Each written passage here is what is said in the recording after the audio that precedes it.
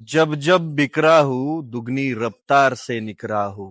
2.5 मिलियनचं इंस्टाग्रामचं account, 1.5 मिलियनचं फेसबुकचं account एका झटक्यामध्ये इथल्या सिस्टीमने डिसेबल केलं.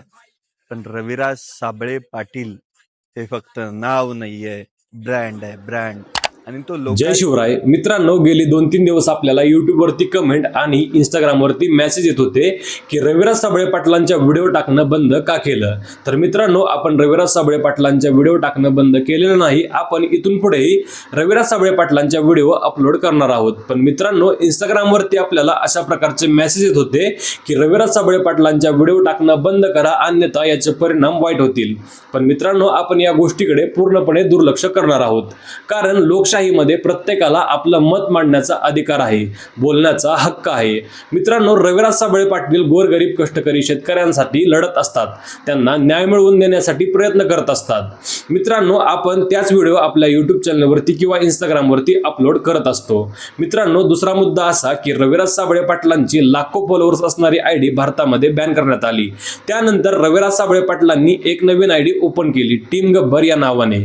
मित्रांनो, या आयडीला सुद्धा बॅन करण्याचा प्रयत्न झाला, पण ते लोक या आयडीला बॅन करू शकले नाहीत. मित्रांनो, रविराज साबळे पाटलांनी अवघ्या 10 दिवसात 1 मिलियन फॉलोअर्स कंप्लीट केले आहेत.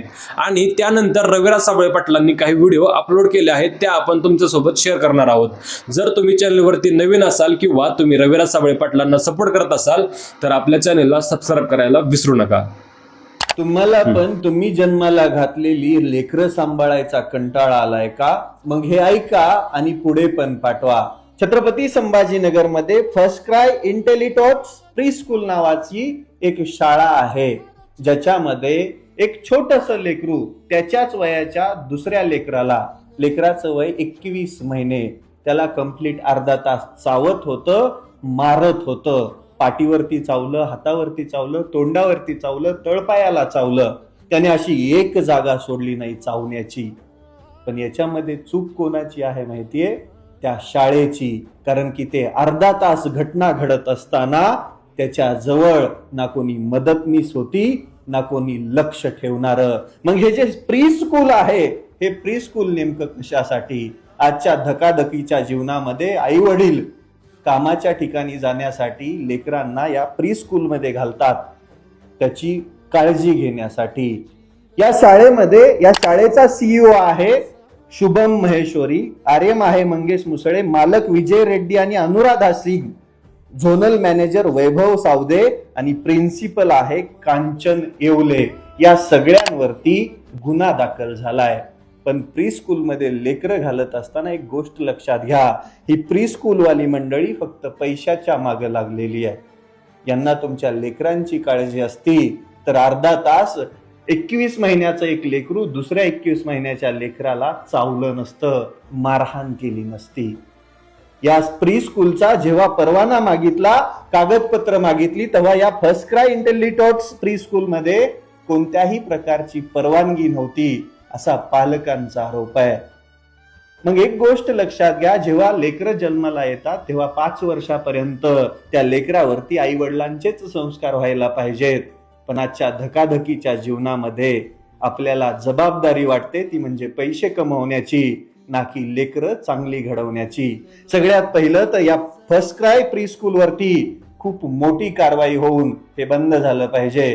कारण की यांना पैसे घेऊन लेकरांची काळजी करणं होत नसेल तर यांचा नेमका उपयोग काय? अर्धा तास एक लेकरू दुसऱ्या लेकराला चावतंय तरी तिथं बघणारं कोणी नव्हतं. ही जी काही मी नावं घेतली, या सगळ्यांना अटक होऊन या स्कूलवरती कडक कारवाई झाली पाहिजे. आणि तुम्ही प्री स्कूलला लेकरं घालत असताना एकदा डोक्यानं विचार करा, लेकरांना संस्कार देण्याचं कर्तव्य आई वडिलांचं असतं. फुटला तुमच्या आयुष्याचं भविष्य घडवणारा टीईटीचा पेपर फुटला. तुम्ही वर्षभर अभ्यास करून मारलेली झक संपली.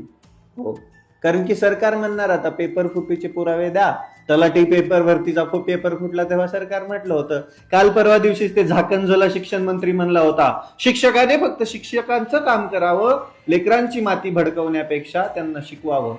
शिक्षकांनी अगदी चांगलं शिकवलं, पण लेकरांनी पेपर द्यायच्या आधीच शिक्षण मंत्री पेपर फुटला, आता कुणी फोडला बघा तेवढं. अरे काय धंदे लावलेत का. इथल्या सरकारला माहितीये ही म्हातारी कोतारी डंगरी मंडळी त्या मंत्रिमंडळामध्ये बसलीये, त्यांना माहितीये इथल्या गरिबांवरती, इथल्या विद्यार्थ्यांवरती, इथल्या तरुणांवरती राज्य करायचं असेल तर त्यांच्या बोकांडी बसायचं. कारण की हे शंड येतं, हे काहीच करू शकत नाहीयेत. हे म्हणतात स्पर्धा परीक्षेची तयारी करतो, सिस्टीम मध्ये जाऊन सिस्टीम बदलतो. पण कशी बदलणार रे. तुम्ही सिस्टीम मध्ये जायच्या आधीच तुमच्या भविष्यासोबत खेळला जात. आधी नीटचा पेपर फोडला, आता टीईटीचा पेपर फोडला, तलाठी तहसीलदार सगळे पेपर फोडतायत. त्याच्यापेक्षा माझी सरकारला विनंती आहे, तुम्ही काय करा, पेपरच घेऊ नका. तुमच्या मनाने तुम्हाला पाहिजे ती लोक पैसे घेऊन भरून घ्या. कशाला हे पेपरचं प्रपंच करताय तुम्ही. अरे काय लाजा वाटल्या पाहिजे तुम्हाला. या देशाचा शिक्षण मंत्री आणि या राज्याचा शिक्षण मंत्री इथल्या सरकारांना काय बोकांडी घ्यायचाय का. घ्या ना त्यांचा राजीनामा. अरे दलिंदरांनो, सरकार चालवता येत नाहीत तर चालवता कशाला. लोकांच्या भविष्यासोबत खेळता कशाला. आणि या महाराष्ट्रातील या देशातील जनतेला माझी विनंती आहे, अरे आता तरी शंडासारखं घरात बसू नका रे. घरात बसू नका. इथं राज्य फक्त पैशावाल्यांचं आलंय, ह्या पैशावाल्यांचं. हे थोडे पैसे दिले की तुमचे पेपर फोडले जातात, तुमचं भविष्य विकल्या जातं. या पैशांमुळेच तुमच्या आयुष्यासोबत खेळल्या जातं. आता वेळ आलीये रस्त्यावरती यायची. या महाराष्ट्राच्या शिक्षण मंत्र्याने सगळ्यात पहिला राजीनामा दिला पाहिजे, कारण की तुम्ही शंड आहात. आणि डंगरांनो, सत्तेमध्ये बसलेल्या झाकणझुल्या मंत्र्यांनो, जरा लाज वाटत असेल थोडीफार तर सामान्य जनतेचा विचार करा. आणि अशा ज्या घटना घडतायत ना, याच्याकडे जरा लक्ष द्या. आता या टीईटी पेपर फुटीमुळे मध्ये शिक्षण मंत्र्याचाच हात नसू नये. आता नीटच्या परीक्षेसाठी एअरफोर्स यूज केलं, टीईटीचा पेपर पोहोचवण्यासाठी होमगार्डचा वापर करा, म्हणजे अजून सुरक्षित टीईटीचा पेपर होईल. अरे लाजा वाटू द्या, लाजा. तुकाराम मुंडे साहेब जेव्हापासून अन्न आणि औषध प्रशासनाचे आयुक्त झाले तेव्हापासून भेसळखोरांचे धाबे बी दणाणले, यांचा इन्कम पण बंद झाला. आमच्या भूम तालुक्यामध्ये 2-4 दलिंदर भेसळखोर होते.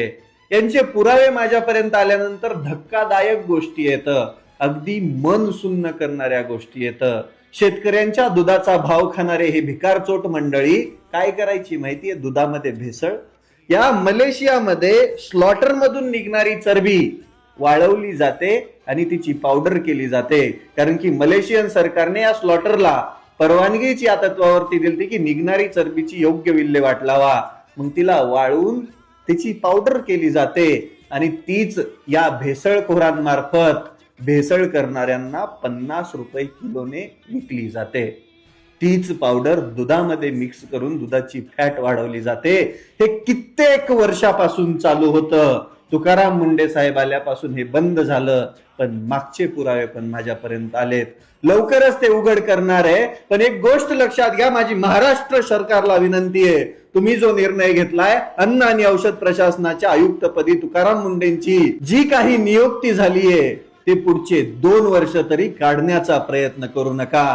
कारण की या भेसळखोरांनी, या दलिंदर भाडखाऊंनी मागचे कितीतरी वर्ष सामान्य माणसाच्या आरोग्यासोबत खेळायचा प्रयत्न केलाय.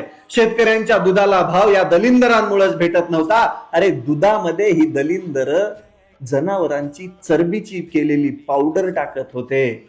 माझी प्रशासनाला विनंती आहे, याचे धागेदोरे सापडा. मलेशियामधून ही पावडर कोणामार्फत येत होती, आमच्या भूम तालुक्यापर्यंत कशी पोहोचत होती आणि तिथून भेसळ कशी होत होती, हे लवकरात लवकर तपासा. मी तर पुरावे उघडेच करणार आहे. त्या दलिंदरांना धडा शिकवणार आहे. पाटला मोरे कुणी नाद करायचा नाही. नाद करायचा तो फक्त पाटलानेच.